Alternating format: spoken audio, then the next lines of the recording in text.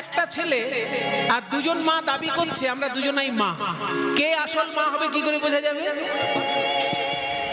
দারুণ একটা কাহিনী আছে, বলছি একবার রাজা বিক্রমাদিত্যের সামনে এরকম একটা সমস্যা এসেছিল যে ছেলে একটা আর মা হয়েছে দুজন, বুঝলেন? মানে ছেলের মা সাজতে পারলে সম্পত্তি ভালো করে ভোগ করা যাবে, সেই জন্য দুজন মা দাবিদার এসেছে।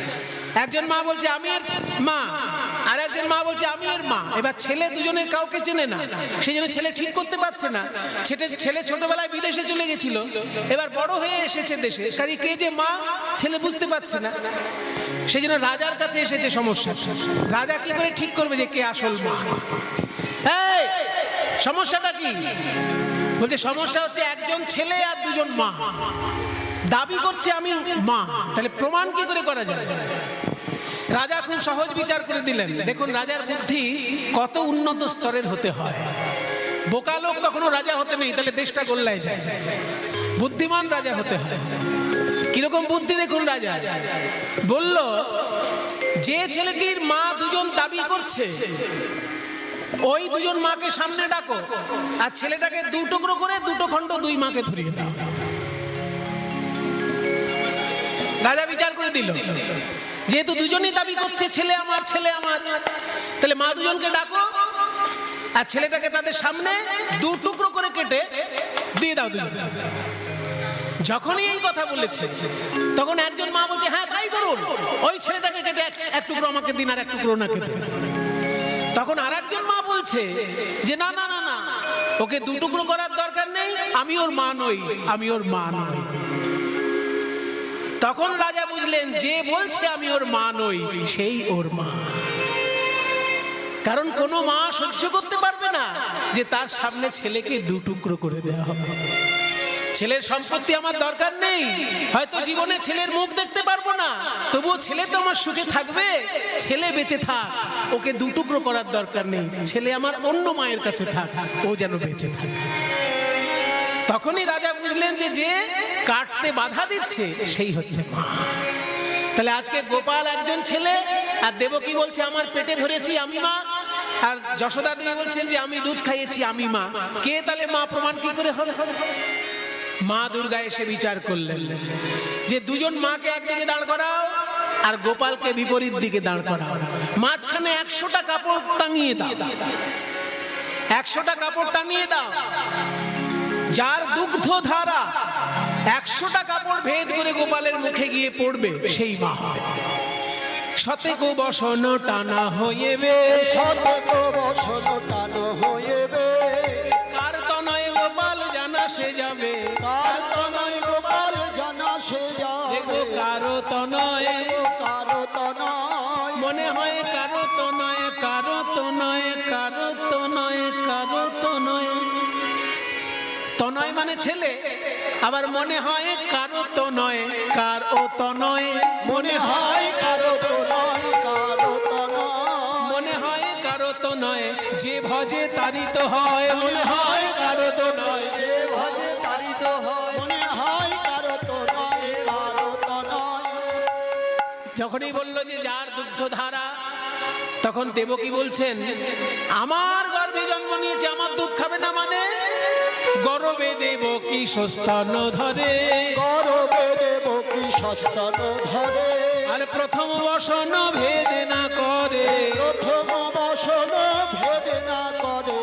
যখনই অহংকার করে দুধ খাওয়াতে গেল দেবকী, ওই 100টি কাপড়ের মধ্যে প্রথম কাপড়টি ভেদ করল না। আর যশোদা বলছে আমি সারা জীবন ছেলেকে দুধ খাইয়ে বড় করলাম, আর এই বয়সে আমি এসে প্রমাণ দেব যে আমি ওর মা কিনা? তবু মা দুর্গা যখন বলছে আমি প্রমাণ দেব। গোপাল বলিয়া কাঁদয় মা,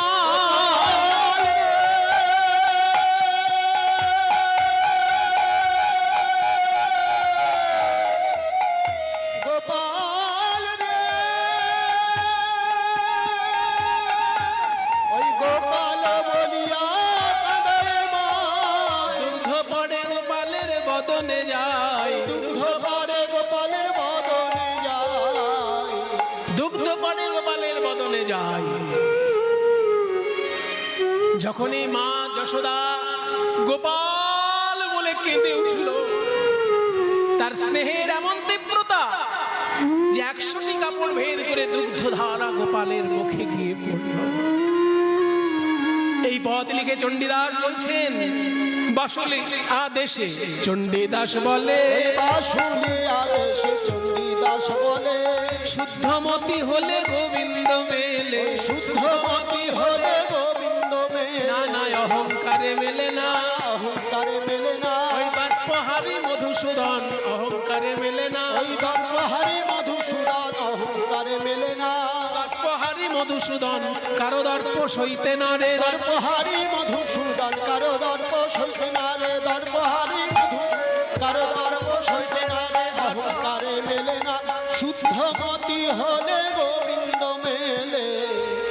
যখন মায়েদের সমস্যা মিটল, আর একটাই দরজা বাকি আছে, সেই দরজায় আসছেন রাধারানী।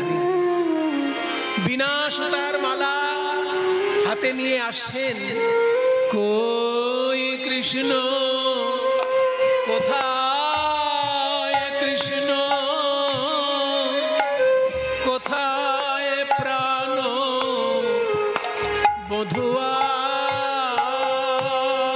ওই কৃষ্ণ কোথায়, কৃষ্ণ কোথায় প্রাণ বধূয়া, ওগো ঘরের বাহির বাহির কইলে আমায় মাসি শুনাইয়া, ছিলাম আমি রাজনন্দিনী গো, ওগো ঘরের বাহির, বাহির কইলে আমায় ছিলাম আমি রাজনন্দিনী গো, আজ হলাম পথের ভিখারিণী, একদিন ছিলাম আমি রাজনন্দিনী, আজ হলাম পথের ভিখারি, একদিন ছিলাম আমি রাজনন্দিনী, ছিলাম আমি রাজনন্দিনী গো ऐ लड़कियां, तुम लोग कहां से आ रही हो? আমরা বৃন্দাবন থেকে আসছি। বৃন্দাবন क्या चाहिए तुम्हें? আমরা কিছু চাই না, আমরা শুধু ওনাকে একবার দেখবো আর চলে যাব। তখন ললিতা এসে বলছে, এই দারোয়ান, মাথা নিচু করে কথা বল, যার সঙ্গে কথা বলছিস বহু জন্মের ভাগ্য থাকলে তবে ওনার সঙ্গে কথা বলা যায়। কেন কেন তোমাদের রাজার ইনি কে হয় জানো? কে হয়? কে হয় বলবো? সে কথা বলতে লজ্জা হয়, কথা বলতে লজ্জা হয়, কথা বলতে লজ্জা হয়, বড় লাজের কথা বলতে লজ্জা হয়, বড় লাজের কথা বলতে লজ্জা হয়। আরে क्या शर्म की बात क्या है? লজ্জা কিসে? তোমাদের রাজা একদিন ধরেছিল এই মেয়েটার পায়ে, তোমাদের রাজা ধরেছিল এই মেয়েটার পায়ে, বলতে লজ্জা হয়, কথা বলতে লজ্জা হয়, কথা বলতে লজ্জা হয়। কেন কেন এই মেয়েটার পায়ে হাত দেবে কেন? কেন হয় জানো না? পায়ে কার হাত দিতে হয়?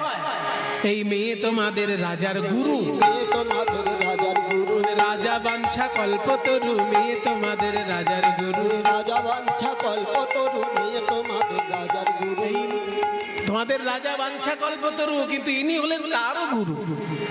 ও বাবা, গুরু? ঠিক আছে, রাজাকে গিয়ে বলি, মহারাজ দরজায় এসেছেন একদল রমণী, তারা বলছেন আপনার নাকি গুরু। হ্যাঁ গুরু? গোবিন্দ আমার বুঝে গেছেন, রসের কথা রসিক ছাড়া কে বুঝবে? তাই বলরামকে বলছে, দাদা তুমি এই যজ্ঞের দিকটা দেখো, আমি একটু ওই দরজায় ঘুরে আসি। ব্রাহ্মণগণ শুরু করে দিয়েছেন যজ্ঞ।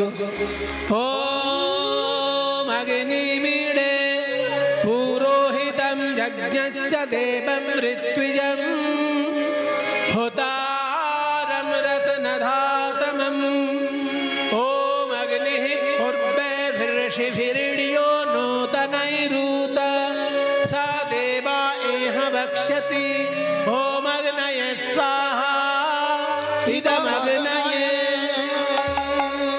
এইভাবে যখন যজ্ঞ চলছে, গোবিন্দ এসে দাঁড়িয়েছেন রাধারানীর সামনে। যেই না রাধারানীর সামনে দাঁড়িয়েছেন, অমনি রাধারানী মুখ ঘুরিয়ে নিলেন। ঘুরিয়ে নিলেন কেন? না, রাজবেশে কৃষ্ণকে রাধারানী দেখবেন না। কারণ কৃষ্ণকে ভালোবেসেছেন যে রাধারানী রাখাল বেশে। তাই রাখাল বেশে যতক্ষণ না দাঁড়াচ্ছেন, রাধারানী তো দেখবেন না। তাই মুখ ঘুরিয়ে নিলেন। যেই মুখ ঘুরিয়ে নিলেন, অমনি যোগমায়া শরী হরি রচি বৃন্দাবনপুরী, মায়া শরী হরি রচি বৃন্দাবনপুরী, রাধারে দর্শন দিল, রাধারে দর্শন দিল। যোগমায়াকে স্মরণ করলেন, হে যোগমায়া, এখনই এই দ্বারকা ভূমিকে তুমি বৃন্দাবন রূপে সজ্জিত করো, আর আমার রাজবেশ ছাড়িয়ে দিয়ে আমাকে রাখাল বেশে সাজিয়ে দাও। এটা দানব্রত যজ্ঞ, যে যা চাইবে তাকে তাই দিতে হবে। রাধারানী তো দর্শন ছাড়া কিছু চাইছেন না, তাহলে দর্শন দিতে না পারলে এই যজ্ঞ তো অসম্পূর্ণ থাকবে। তাই আমাকে রাখাল বেশে সাজিয়ে দাও, আমি যাতে রাধারানীকে ভালো করে দর্শন দিতে পারি। তাই যখনই আবার রাখাল বেশে সাজিয়ে দিলেন যোগমায়া, সেই রাখাল বেশে গোবিন্দ তাকে দর্শন করছেন রাধারানী প্রাণ ভরে। শ্রীরাধারে দর্শন দিল, শ্রীরাধারে দর্শন দিল, চাইলো তাই দিল, সবার আশা মিটাইলো, যা চাইলো তাই দিল, সবার আশা মিটাইলো, যে যা চাইলো তাই দিল, সবার আশা মিটাইলো, যে যা চাইলো তাই দিল, সবার আশা মিটাইলো। প্রভাসযজ্ঞ সম্পূর্ণ হইল, প্রভাসযজ্ঞ সম্পূর্ণ হইল। দূর থেকে নারদ মুনি নয়ন ভরে যুগল দর্শন করছেন।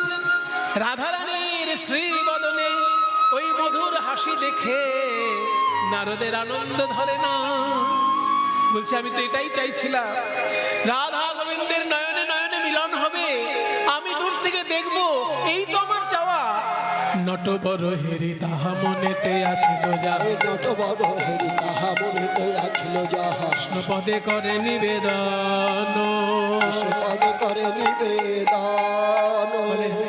হে গোবিন্দ, দেহ পদ ছায়া তুমি কি আর বলিব আমি, কি আর বলিব আমি, দেহ পদ ছায়া তুমি, শুনো হে নন্দের নন্দন, শুনো হে নন্দের নন্দন। আমি আর কিছু চাই না, আর কিছু চাই না, দিতে হয়তো চরণ দিও, আর কিছু চাই না, দিতে হয়তো চরণ দিও, আর কিছু চাই না, দিতে হয়তো চরণ দিও, হে রাধে গোবিন্দ, দিতে হয়তো চরণ দিও, হে রাধে গোবিন্দ, দিতে হয়তো চরণ দিও, হে রাধে গোবিন্দ, দিতে হয়তো চরণ। আজ প্রভাস যজ্ঞে রাধা শ্যামের হইল মিলন, প্রভাস যজ্ঞে রাধা শ্যামের হইল মিলন, প্রভাস যজ্ঞে রাধা শ্যামের হইল মিলন, প্রভাস যজ্ঞে রাধা শ্যামের হইল মিলন। প্রেমানন্দে হরি বলে যত ভক্তগণ, প্রেমানন্দে হরি বলে যত ভক্তগণ। আত্মা পুরনো দেহটাকে ত্যাগ করে নতুন দেহ ধারণ করে।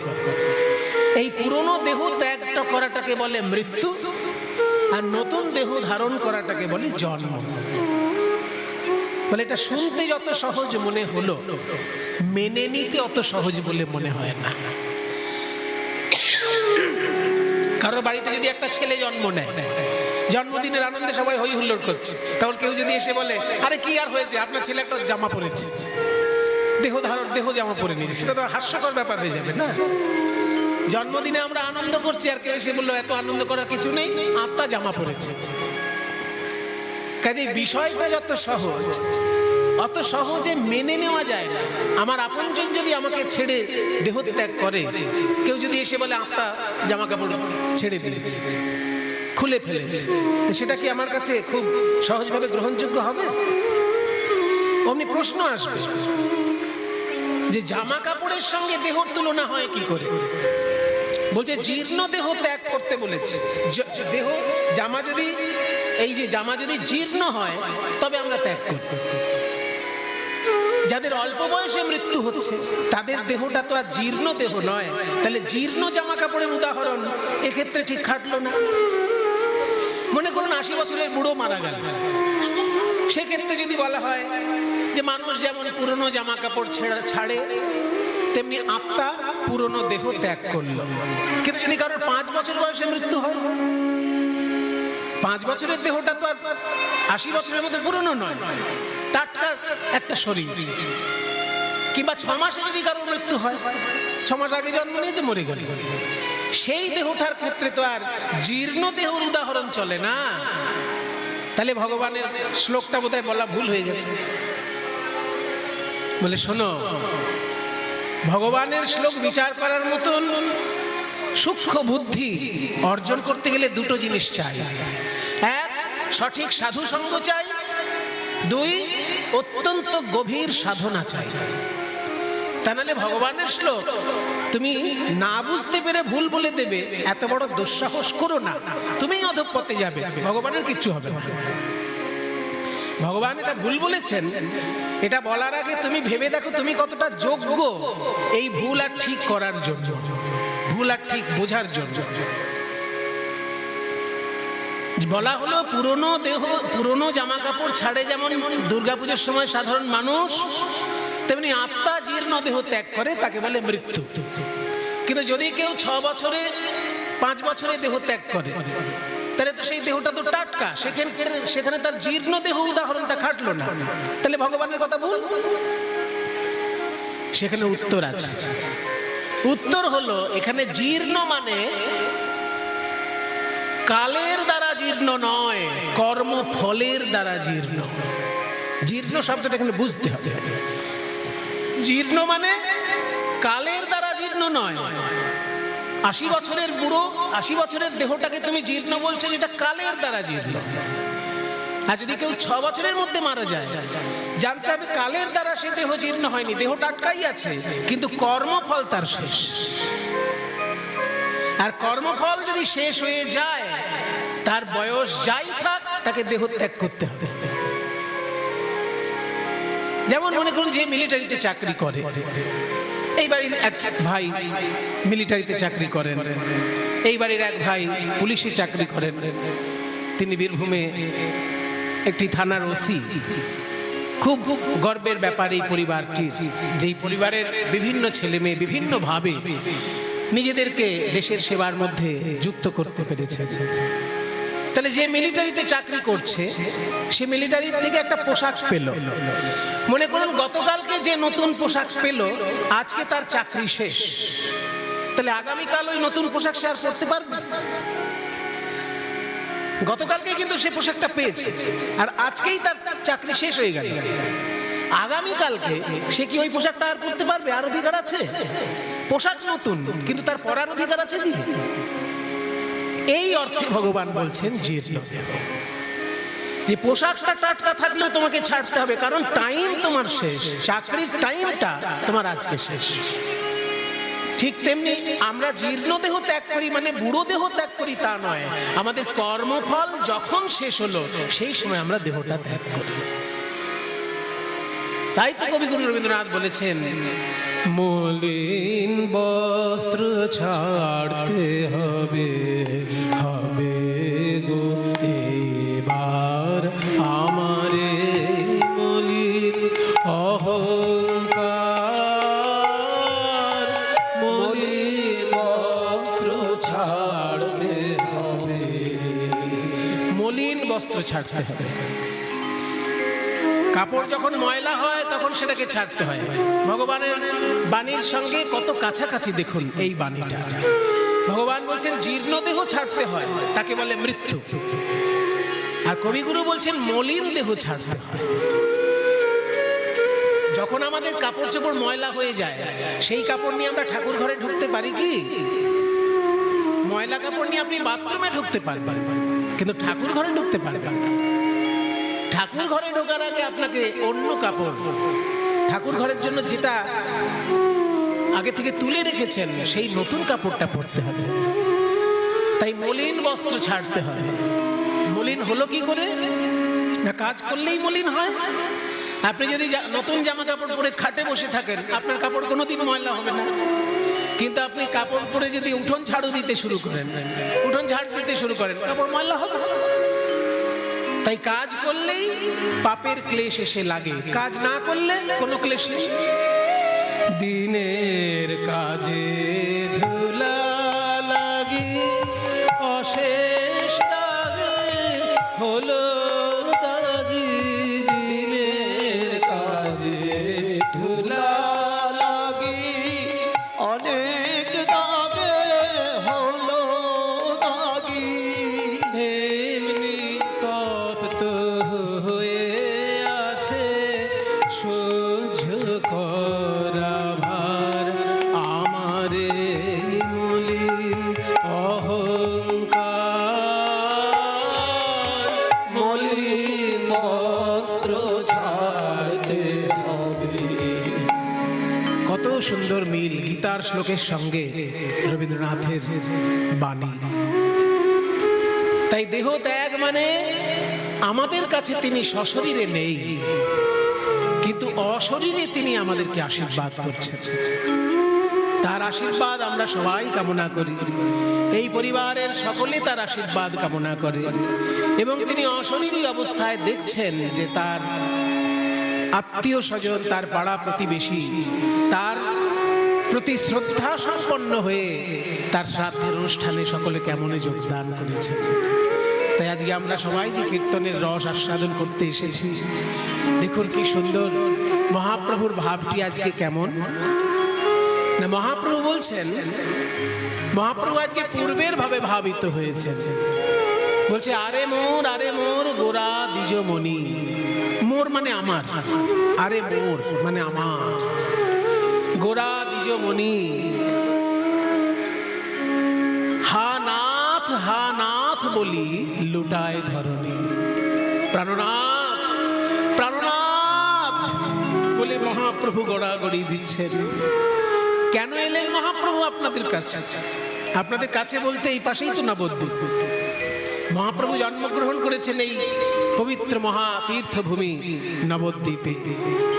কেন এলেন তার অনেক ব্যাখ্যা আপনারা শুনেছেন। তার মধ্যে একটা খুব প্রচলিত ব্যাখ্যা হচ্ছে যে রাধা কৃষ্ণের মিলিত তনু হয়ে তিনি এসেছেন কারণ রাধারানীর প্রেম ঋণ তার শোধ করা হয়নি। ভগবানও আবার ঋণ হয়, আমরা তো শুনেছি গরিব মানুষের ঋণ হয়, কিন্তু যিনি সারা বিশ্ব ব্রহ্মাণ্ডের মালিক তারও আবার ঋণ হয়। কোথায় ঋণ হয়েছে? না তারই নিজের লোকের কাছে। রাধারানী তো আর আলাদা কোনো সাধারণ মানুষ নয়, রাধারানী তো ভগবানেরই অংশ। দেখুন ভগবান তত্ত্বটা তৈরি হয় তিনটে জিনিস দিয়ে। যেমন বালি সিমেন্ট আর ইট দিয়ে একটা দেওয়াল তৈরি হয়, তেমনি তিনটে জিনিস দিয়ে ভগবান তৈরি হয়, সৎ, চিত আর আনন্দ। এই শব্দগুলো একটু শুধু শুনে রাখুন, মানে বুঝতে সারা জীবন লেগে যাবে। সৎ মানে সত্তা, চিত মানে চৈতন্য, আর আনন্দ মানে নির্ভেজাল সুখ। যে আনন্দ কোনো নিরানন্দের কারণ হতে পারে না। আমাদের কাছে কোনো কোনো আনন্দ নিরানন্দের কারণ হয়। যেমন ধরুন যদি কেউ মদ্যপান করে, খুব আনন্দ পাচ্ছে, কিন্তু এই মদ্যপান অতিরিক্ত করার ফলে তার শরীর যখন খারাপ হবে এই কষ্টটার দুর্ভোগও তাকে পোহাতে হবে। তাহলে এই কষ্টের দুর্ভোগের জন্য তার কারণ কোনটা? মদ্যপানের আনন্দটা। কাজে কোনো কোনো আনন্দ দুঃখ বয়ে নিয়ে আসে, সেই আনন্দ কিন্তু ঈশ্বরের আনন্দের সঙ্গে এক নয়। যে আনন্দ আপনাকে কখনো দুঃখ দিতেই পারে না, যেমন কীর্তন শোনার আনন্দ, কীর্তন শোনার যে আনন্দ সেটা কোনোদিন দুঃখ দিতে পারে আপনাকে? ভাগবত কথা শোনার যে আনন্দ সে কোনোদিন দুঃখ দিতে পারে? এই আনন্দ কখনো দুঃখ দিতেই পারে না, এটা নির্মল আনন্দ। ওই জন্য এই আনন্দটা ভগবানের অংশ। ভগবানের তিনটে অংশ, সৎ, চিত, আনন্দ। তার মধ্যে আনন্দ অংশটা যখন নারী রূপ ধারণ করলো তারই নাম রাধারানী। তাহলে তাহলে ভগবানের 30% রাধারানী হচ্ছে, মানে 33.3 মাথায় পৌনপুনিক থাকছে। যদি সচিত আনন্দ মিলে ভগবান হয়, তাহলে তার মধ্যে একটা অংশের নাম আনন্দ। সেই আনন্দটা যখন নারী মূর্তি ধারণ করলো, সেটাই রাধা। রাধা কৃষ্ণ প্রণয় বিকৃতির লাদিনী শক্তির আসমাদিকাত্মানবী ভুবিরদে ওয়েদন গত। তাহলে রাধারানী যদি কৃষ্ণের আনন্দময় মূর্তি হয়, আনন্দময়ী মূর্তি হয়, তারই কাছে কৃষ্ণ ঋণী হয়েছে। কেন না, শ্রীকৃষ্ণ ততখানি প্রেম জানেন না যতখানি প্রেম রাধারানী জানেন। সেই জন্য রাধারানীর কাছে প্রেমের ঋণী শ্রীকৃষ্ণ। তাই শ্রীকৃষ্ণ বলেছিলেন না, কেবা কানু কহেরাই, কানু কহেরাই কহিতে ডরাই ধবলি চরাই কিবা কানু কহেরাই কহিতে ডরাই ধবলি চরাই আমি। কিবা কানু কহেরাই, কানু কহেরাই কহিতে ডরাই ধবলি চরাই মুই। কিবা কানু কহেরাই কহিতে ডরাই ধবলি চরাই আমি। আহা রাখালিয়া মতি, রাখালিয়া মতি না জানি প্রীতি। ওই রাখালিয়া মতি না জানে প্রীতি। রাখালিয়া বলে আমি রাখাল বই তো নয় হে, রাখালিয়া বলে আমি রাখাল বই তো নয় হে। ধেনু রাখা রাখাল বই তো নয় হে, রাখা রাখাল বই তো নয় হে। রাখালিয়া মতি কি জানি প্রীতি, প্রেমের পসরা তুই। প্রেমের পসরা তার মানে কি, তুমি প্রেমের পরিপূর্ণ মূর্তিময়ী প্রতিমা, পরিপূর্ণ মূর্তি প্রেমের। তা তুমি হলে প্রেমের মূর্তি, আর আমি হলাম রাখাল। আমি কি বুঝি ভালোবাসার? রাধে তুমি মহাজন যে করো ভর্ৎসন, সুধা সম মোহে লাগে। রাধে তুমি মহাজন যে করো ভৎসন, সুধা সমসার লাগে। মনে করুন আপনি গরিব মানুষ, আর আপনার জমি চাষ করার জন্য মাঝে মাঝে দাদন টাকা পয়সা ঋণ নিতে হয়। এবার যিনি আপনাকে ঋণ দেন, তিনি প্রত্যেকবারই আপনাকে গালাগালি দেন, কিন্তু ঋণও দেন। তখন আপনার মনে হয় না যে গালাগালিটা শুনলেও কোনো অসুবিধে নেই, ঋণটা তো দেবে। গালাগালি দিয়ে যদি ঋণ না দিত তাহলে খুব বিরক্ত লাগলো। তা শ্রীকৃষ্ণ আজকে রাধারানীকে বলছে, তুমি হচ্ছে প্রেমের মহাজন। মানে প্রেম তোমার কাছে ধার পাওয়া যায়। তুমি যখন আমাকে ওই প্রেম আমি ধার শোধ করতে না পারলে, তুমি যখন আমাকে গালাগালি দাও, ওটা শুনতেও আমার খুব মজা লাগে। রাধে তুমি মহাজন যে করো ভৎসন, সুধা সম মোহে লাগে। রাধে তুমি মহাজন যে করো ভৎসন, সুধা সমসার লাগে। তুমি আমাকে যখন ভৎসনা করো, আমার এখন সুধার মতো লাগে। তোমার ওই গালাগালি গুলো যেন আমার কাছে অমৃতের মতো লাগে। হ্যাঁ, প্রিয়া যদি মান করি করয়ে ভৎসন, বলছি যদি ব্রাহ্মণ বেদমন্ত্র উচ্চারণ করে তাহলে ভগবান অত্যন্ত খুশি হন। কিন্তু সেই ভগবান আবার যখন ব্রজগোপী গালাগালি দেন, আরো বেশি করে খুশি হন। তাই বলছে প্রিয়া যদি, চরিতামৃতে বলছেন যে প্রিয়া যদি মান করি করয়ে ভৎসন, বেদস্তুতি হইতে তাহা হরে মোর। তুমি মহাজন বলে তুমি আমার প্রেমের গুরু, তুমি আমার প্রেমের গুরু। আমায় প্রেম করা শিখাইয়েছ, তাই তুমি আমার প্রেমের গুরু। আমায় প্রেম শিখায়েছ রাই তুমি আমার প্রেমের গুরু। রাধে তুমি মহাজন, রাধে তুমি মহাজন, যে কর ভৎসন সুধা সম মোহে লাগে। রাধে তুমি মহাজন, যে করো ভৎসন সুধা সম মোহে লাগে। তুমিই তোমাকে প্রীতি শিখিয়েছো, তাই তুমি আমার মহাজন। আমি তোমার ধার শোধ করতে পারি না, পারি না বলে তুমি যখন গাল দাও সেটা যেন আরো মিষ্টি লাগে। প্রীতি রভস হয়ে আগে, তবে আমি কিন্তু শোধ করার চেষ্টা করেছি, আমি সে চেষ্টা করেছি, পারিনি। শোধিব শোধিব মনেতে ভাবিলাম,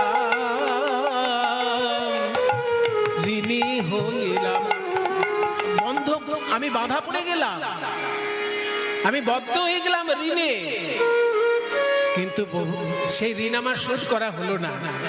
আমি শোধিব শোধিব মনেতে ভাবিলাম, বন্দী হইলাম ঋণে। আমি শোধিব শুধিব মনেতে ভাবিলাম, বন্দী হইলাম ঋণে। আহা কান্ত কহে কানু, কান্ত কহে কানু, তুমি গৌর হইলে। ওই কান্ত কহে কানু, তুমি গৌর হইলে। সেদিন খালাস পাইবে ঋণে। ওই কান্ত কহে কানু, গৌর হইলে খালাস পাইবে ঋণে। সেদিন ঋণে খালাস হবে, সেদিন দিনে খালাস হবে। যেদিন গৌর হয়ে নদিয়ায় যাবে, সেদিন ঋণে খালাস পাবে। গৌর হয়ে নদিয়ায় যাবে, সেদিন ঋণের খালাস হবে। যেদিন গৌর হয়ে নদিয়ায় যাবে, নদিয়ায় যাবে। প্রেম ঋণ শোধ করার উপায়টা কেমন দেখুন। আপনি ধার নিয়েছেন 100 টাকা, আপনি আমাকে ধার শোধ করবেন কি করে? 100 টাকাই দেবেন, তাই তো? আপনি বিয়েতে যে সোনার আংটি পেয়েছেন সেটা তো দেবেন না, সেটা কখনো দেয় কেউ? আপনার বিয়েতে শ্বশুর বাড়ি থেকে আশীর্বাদের সময় যে সোনার আংটিটা পেয়েছেন সেটা কখনো ধার হিসেবে শোধ করবেন কি? বাড়ি ছেড়ে পালিয়ে যাবেন, তবুও ধার হিসেবে ওটা শোধ করবেন, এটাই তো করেন লোক। কিন্তু গোপীগণ বলছে, কৃষ্ণ আমাদের প্রেম ঋণ যদি তোমাকে শোধ করতে হয়, আমাদের কাছে শোধ করতে হবে না। তুমি হতভাগ্য কলিজীবকে যদি তোমার এই হৃদয়ের প্রেম দান করতে পারো, সেদিনকে তোমার ঋণ শোধ। হরি বল, হরি বল। তাহলে ভগবানের ক্ষেত্রে সেটা হলো না, যে ভগবানকে ধ্যানে পাওয়া যায় না, মন্ত্রে পাওয়া যায় না, যাগযজ্ঞে পাওয়া যায় না, সব সময় তিনি আমাদের চোখের আড়ালে।